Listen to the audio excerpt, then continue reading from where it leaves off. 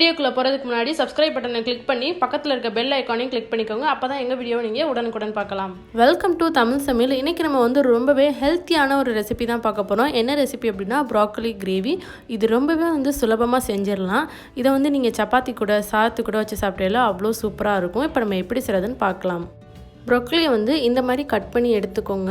இதை சுடுதண்ணியில் ஒரு 2 நிமிஷம் போட்டால் போதும். ரொம்ப நேரம் போடணும்னு இல்லை. நம்ம காலிஃப்ளவர் மாதிரி ரொம்ப நேரம் போடக்கூடாது. 2 நிமிஷம் போட்டுட்டு வெளியில் எடுத்துருங்க.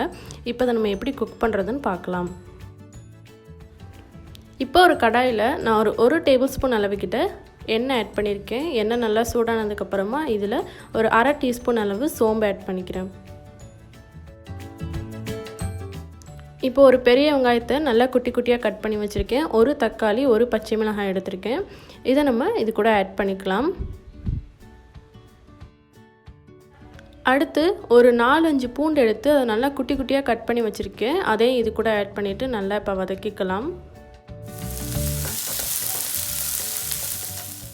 வெங்காயம் இந்த மாதிரி பாதி வதங்கினதுக்கப்புறமா இது கூட நம்ம கட் பண்ணி வச்சுருக்க தக்காளி, பச்சை மிளகாய் ஆட் பண்ணிவிட்டு இதையும் நல்லா சேர்த்து இப்போ நம்ம வதக்கிக்கலாம்.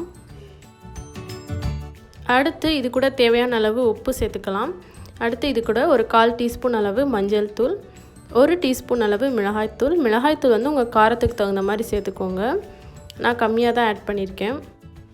இப்போ இது கூட நம்ம க்ளீன் பண்ணி வச்சுருக்க ப்ராக்கலி ஆட் பண்ணிக்கலாம். ஆட் பண்ணிவிட்டு அந்த மசாலா கூட அதை நல்லா மிக்ஸ் பண்ணிக்கோங்க. ப்ராக்கலி நீங்கள் ரொம்ப நேரம் வேக வச்சிடக்கூடாது.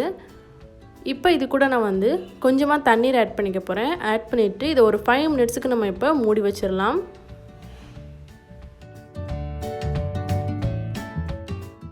இப்போ 5 மினிட்ஸ் ஆகிடுச்சு. நான் மூடியை ஓப்பன் பண்ணிவிட்டேன். எப்போதுமே ப்ரொக்கோலியை அதிகமாக வேக வச்சிடாதீங்க. அப்படி வேக வச்சிட்டிங்கன்னா அதோட சத்துக்கள் எதுவுமே நம்மளுக்கு முழுமையாக கிடைக்காம போயிடும். ஸோ ஓரளவு அது சாப்பிடல க்ரன்ச்சியாக இருந்தால் தான் நல்லாவும் இருக்கும். இப்போ நான் இந்த ஸ்டேஜில் ஒரு 1/4 டீஸ்பூன் அளவு கரம் மசாலா தூள் ஆட் பண்ணிக்க போகிறேன்.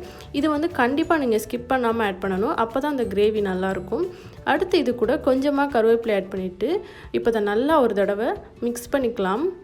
ஒரு 1 செகண்டுக்கு இதை நல்லா மிக்ஸ் பண்ணிக்கோங்க. இப்போ அவ்வளோதான், நம்ம அடுப்பை ஆஃப் பண்ணிடலாம். நம்மளுக்கு ப்ராக்கலி கிரேவி ரெடி ஆகிடுச்சு. இது அவ்வளோ டேஸ்டியாக இருக்கும். சப்பாத்தி கூட சாத்து கூட வச்சு சாப்பிட்டு பாருங்கள். ரொம்பவே நல்லாயிருக்கும். ஸோ கண்டிப்பாக உங்கள் வீட்டில் ட்ரை பண்ணி பாருங்கள். அது மட்டும் இல்லை, இது ரொம்பவே ஒரு ஹெல்த்தியான ரெசிபி. ஸோ கண்டிப்பாக அதை ட்ரை பண்ணி பார்த்துட்டு எப்படி இருந்துச்சுன்னு மறக்காமல் உங்களோட கமெண்ட்ஸை கமெண்ட் செக்ஷனில் சொல்லுங்கள்.